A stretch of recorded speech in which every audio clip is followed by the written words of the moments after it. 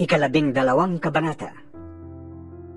Samantala, dumaragsa ang libu-libong tao, at sa dami nila ay nagkakatapakan na sila. Sinabi ni Jesus sa kanyang mga alagad, "Mag-ingat kayo sa libadura ng mga Pariseo."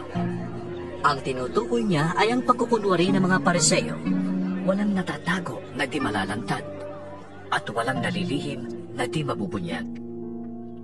Ang sinabi ninyo sa dilim ay maririnig sa liwanag, at ang ibinulong ninyo sa loob ng silid ay pagsisigawan sa lansangan. Sinasabi ko sa inyo, mga kaibigan, huwag kayong matakot sa mga taong pumapatay ng katawan. Subalit maliban dito ay wala nang magagawa pa. Sasabihin ko sa inyo kung sino ang dapat ninyong katakutan. Ang katakutan ninyo ay yung pagkatapos na pumatay ay may kapangyarihan pang magtapon sa impyerno. Sinasabi ko sa inyo, ang Diyos ang dapat ninyong katakutan. Hindi ba't ipinagbibili ang 5 maya sa halagang 2 pera lamang? Gayunman, kahit isa sa kanila'y hindi pinababayaan ng Diyos. Maging ang buhok ninyo'y bilang yan lahat. Kaya, huwag kayong matakot. Higit kayong mahalaga kaysa mga maya. Sinasabi ko rin sa inyo, ang sino mang kumikilala sa akin sa harap ng mga tao, ay kikilalanin din ang anak ng tao sa harap ng mga anghel ng Diyos. Ngunit ang magkaila sa akin sa harap ng mga tao, ay ikakaila ko rin naman sa harap ng mga anghel ng Diyos. Ang sino mang magsasalita laban sa anak ng tao ay mapapatawad. Ngunit, ang sino mang lumapastangan sa Espiritu Santo ay hindi mapapatawad. Kapag kayo'y dinala nila sa sinagoga o sa harap ng mga tagapamahala at ng mga may kapangyarihan upang litisin, huwag ninyong isipin kung paano ninyong ipagtatanggol ang inyong sarili o kung ano ang inyong sasabihin, sapagkat sa oras na yon, ang Espiritu Santo ang magtuturo sa inyo kung ano ang dapat niyong sabihin. Sinabi kay Jesus ng isa sa mga naroroon, "Guro, iutos nga po ninyo sa kapatid kong ibigay niya sa akin ang bahagi ko sa aming mana." Sumagot siya, "Sino ang naglagay sa akin bilang hukom o tagapaghati ng mana ninyo?" At sinabi niya sa kanilang lahat, "Mag-ingat kayo sa lahat ng uri ng kasakiman, sapagkat ang buhay ng tao ay wala sa dami ng kanyang kayamanan." Pagkatapos, isinalaysay ni Jesus ang isang talinghaga. Isang mayaman ang umani ng sagana sa kanyang bukirin. Kaya't nasabi niya sa sarili, anong gagawin ko ngayon? Wala na akong paglagyan ng aking ani. Alam ko na. Ipagigiba ko ang aking mga kamalig at magpapatayo ako ng mas malalaki. Doon ko ilalagay ang aking ani at ibang ari-arian. Pagkatapos, ay sasabihin ko sa aking sarili, Hayan, marami ka nang naipon para sa mahabang panahon. Kaya't mamahinga ka na lamang, kumain, uminom at magpasarap sa buhay. Ngunit sinabi sa kanya ng Diyos, "Hangal, sa gabi ring ito'y papawian ka na ng buhay. Kanino ngayon mapupunta ang mga inilaan mo para sa iyong sarili?" Ganyan ang sasapitin ng sino mang nagtitipo ng kayamanan para sa sarili, ngunit dukha naman sa paningin ng Diyos. Sinabi pa ni Jesus sa kanyang mga alagad, "Kaya't sinasabi ko sa inyo, huwag kayong mabahala tungkol sa pagkain kakailanganin ninyo para mabuhay, o tungkol sa damit na kakailanganin ng inyong katawan. Sapagkat ang buhay ay higit na mahalaga kaysa pagkain, at ang katawan kaysa pananamit. Tingnan ninyo ang mga uwak. Hindi sila nagtatanim ni umaani. Wala silang bodega ni kamalig. Ngunit, pinapakain sila ng Diyos. Higit kayong mahalaga kaysa mga ibon. Sino sa inyo ang makapagpapahaba ng kanyang buhay ng kahit isang oras sa pamamagitan ng pagkabalisa? Kung hindi ninyo magawa ang ganoong kaliit na bagay, bakit kayo nababalisa tungkol sa ibang mga bagay? Tingnan ninyo ang mga bulaklak sa parang at unawain kung paano silang lumalago. Hindi sila nagtatrabaho ni humahabi. Ngunit sinasabi ko sa inyo, kahit si Solomon, sa kabila ng kanyang kayamanan, ay hindi nakapagdamit ng kasing ganda ng isa sa kanila. Kung dinadamitan ng Diyos ang mga damo sa parang na buhay ngayon at kinabukas ay iginagatong sa kalan, kayo pa kaya? Kay liit ng inyong pananalig sa Kanya. Kaya huwag kayong labis na mag-isip kung saan kayo kukuha ng kakainin at iinumin. Huwag kayong mabalisa. Ang mga bagay na ito ang pinagkakaabalahan ng mga taong di nananalig sa Diyos.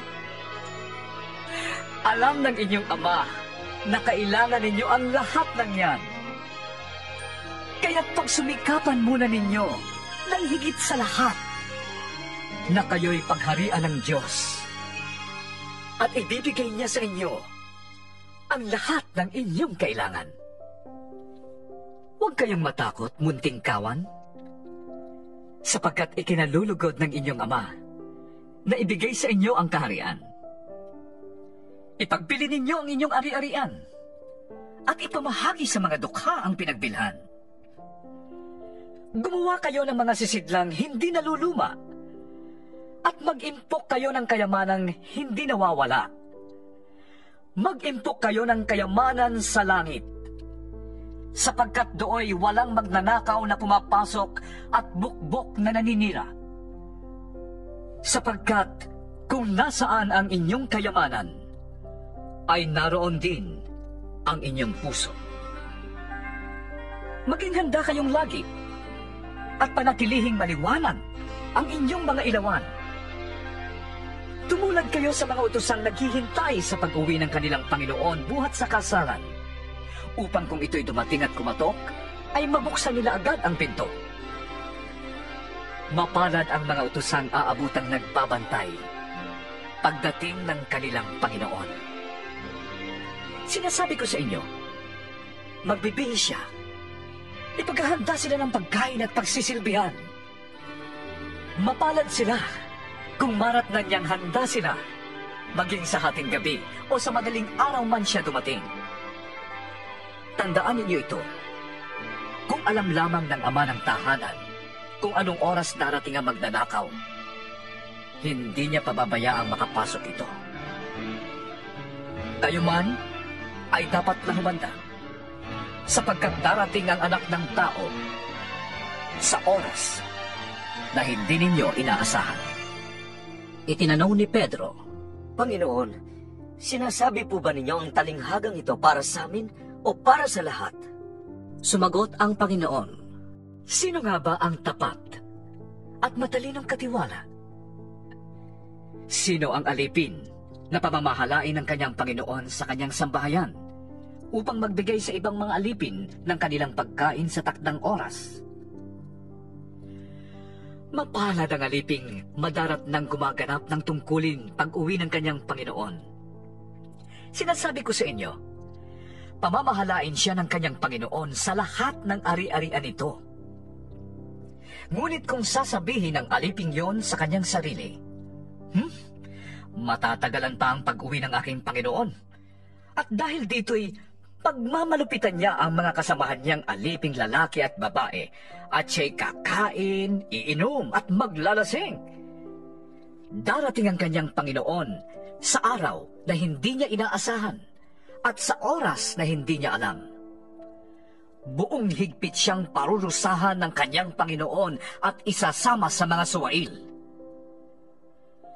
Ang alipin namang nakakaalam ng kalooban ng kanyang Panginoon, ngunit nagpapabaya o ayaw tumupad sa ipinagagawa nito, ay parurusahan ng mabigat.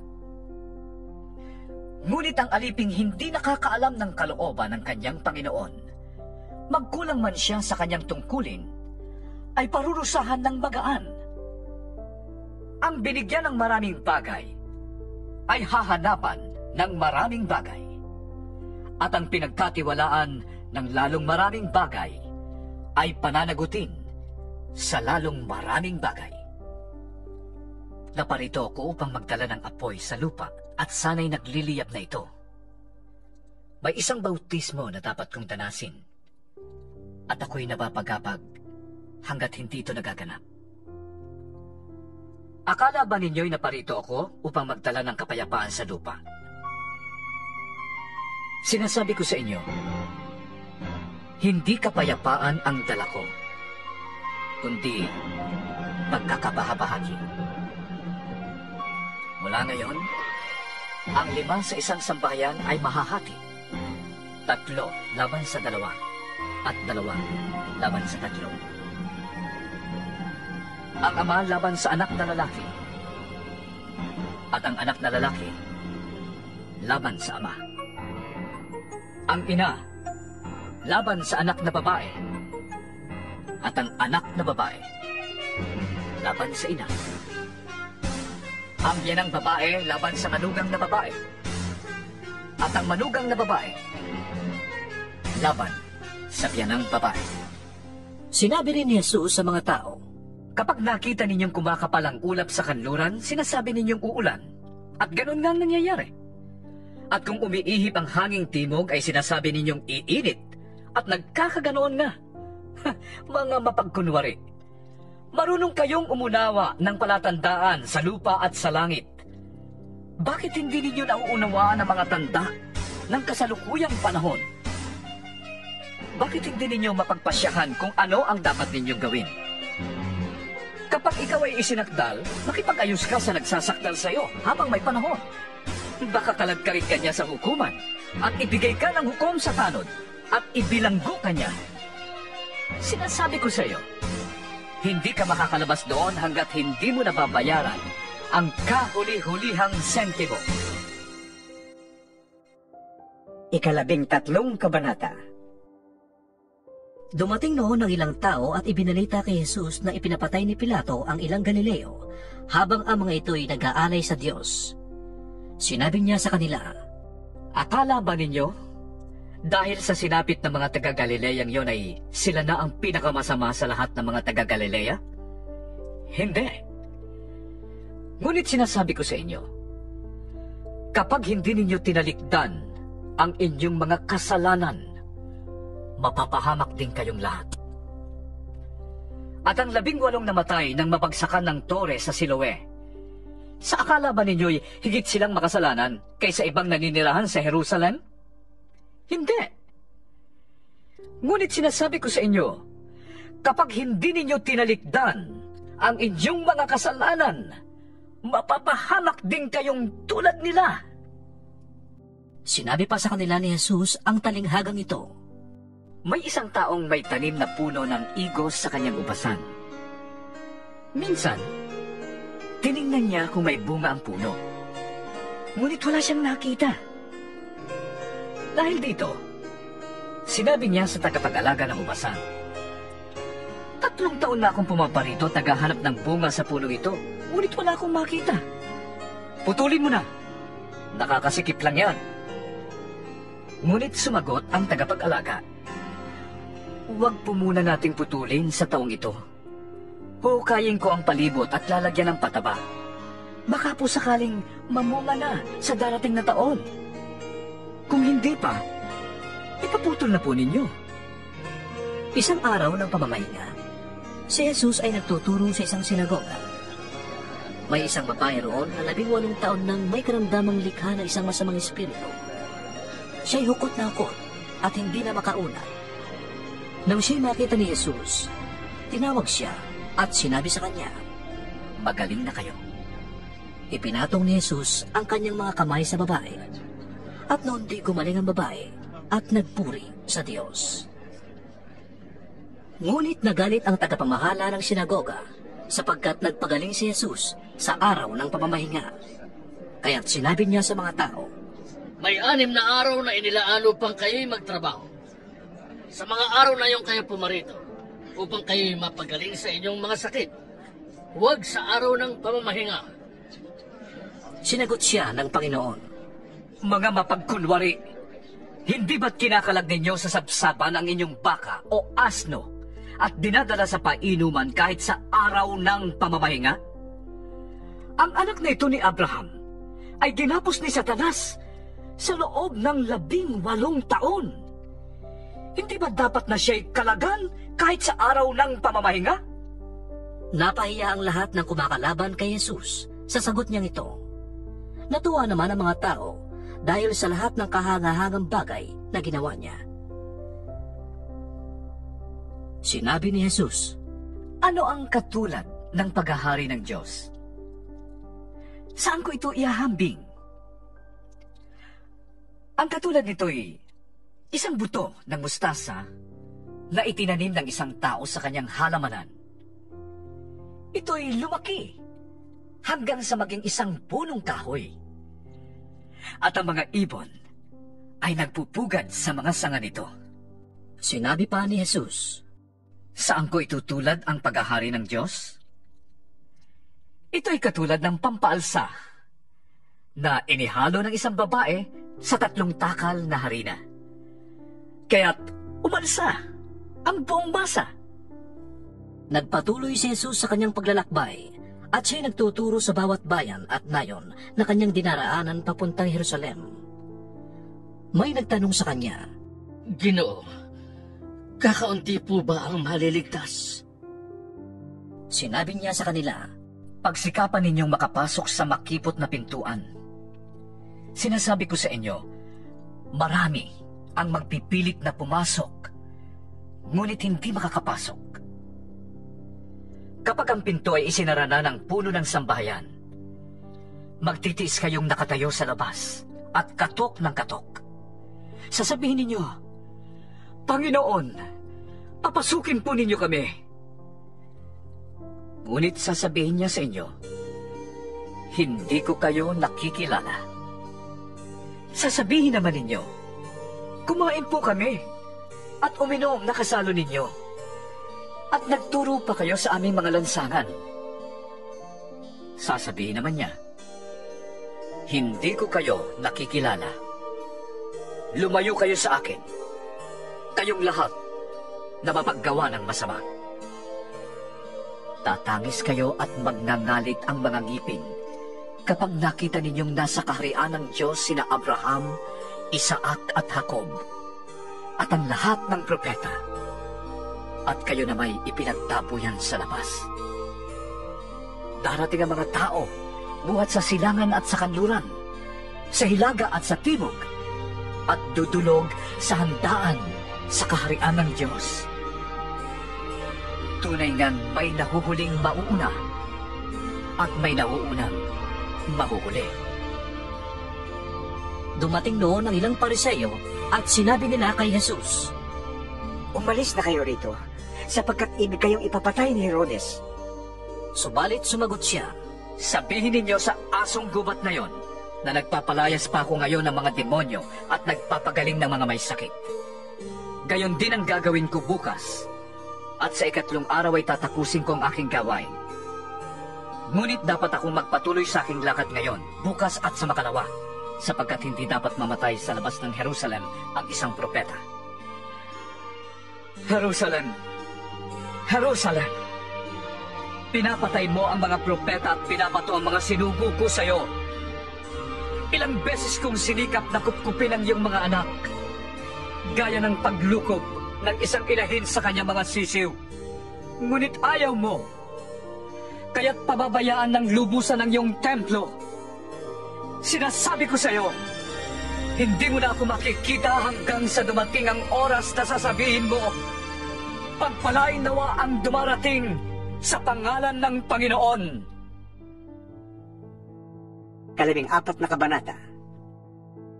Isang araw ng pamamahinga, si Jesus ay inanyayahang kumain sa bahay ng isang pinuno ng mga Pariseyo at binabantayan nilang mabuti ang kanyang mga kilos.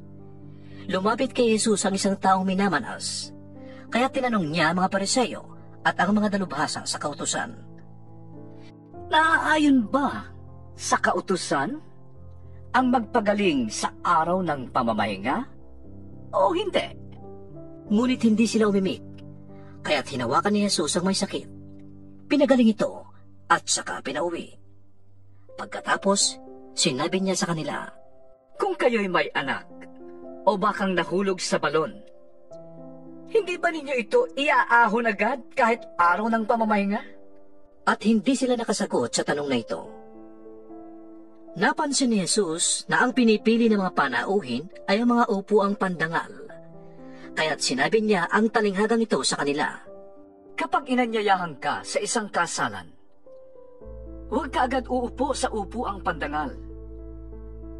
Baka may inanyayahang mas marangal kaysa sayo.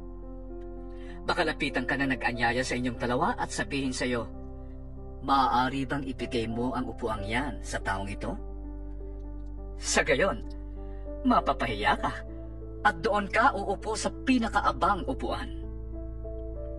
Ang mabuti, kapag naanyayahan ka, doon ka muna maupo sa pinakaabang upuan.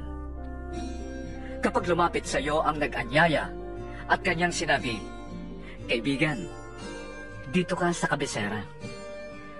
Magtatamo ka ng malaking karangalan sa harap ng lahat ng mga panauhin. Sapagkat ang nagpapakataas ay ibababa at ang nagpapakababa ay itataas. Sinabi naman ni Jesus sa nag-anyaya sa kanya, Kapag naghahanda ka ng isang salo-salo, huwag ang iyong mga kaibigan, mga kapatid, mga kamag-anak o mayayamang kapitbahay ang aanyayahan mo. Sapagkat aanyayahan ka rin nila. At sa gayon, magagantihan ka na.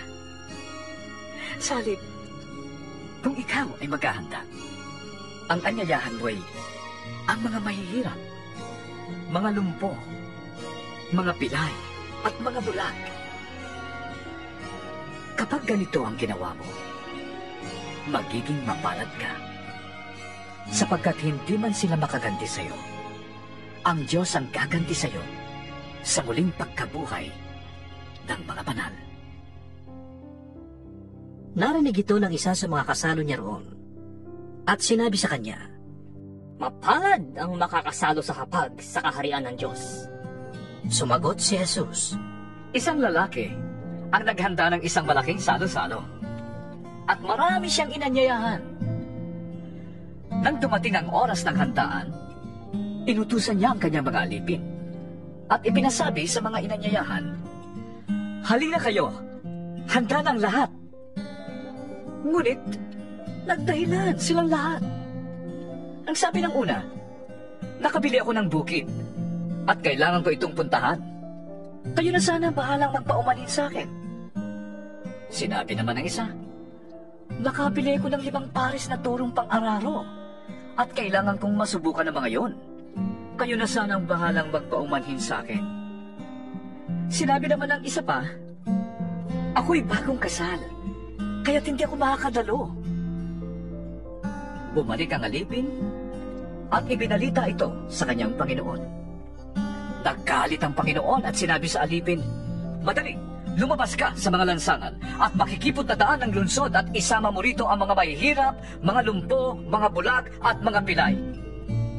At sinabi ng alipin, Panginoon, nagawa ko na po ang iniutos ninyo, ngunit maluwag pa.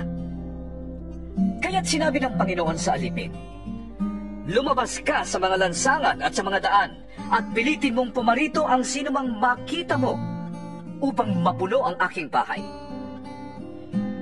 Sinasabi ko sa inyo, isa man sa mga unang inanyayahan ay hindi makakatikim ng aking handa. Sumama kay Jesus ang napakaraming tao.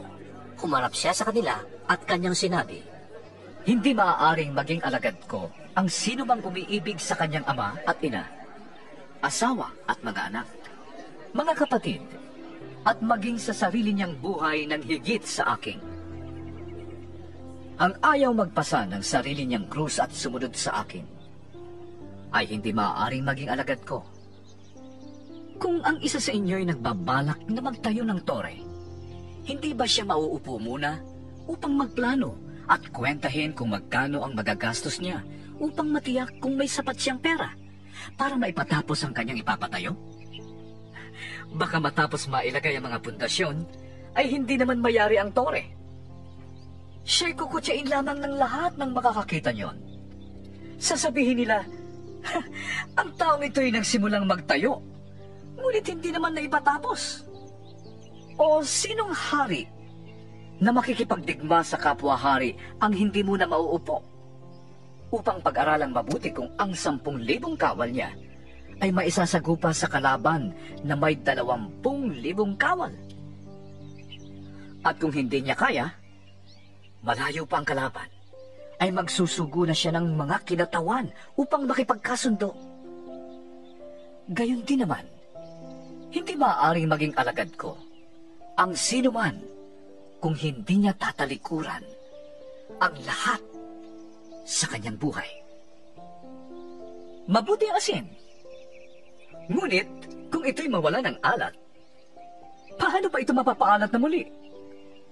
Wala itong kabutihang maibibigay sa lupa o kahit sa tambakan man ng dumi. Kaya't ito'y itinatapon na lamang. Makinig ang may pandinig.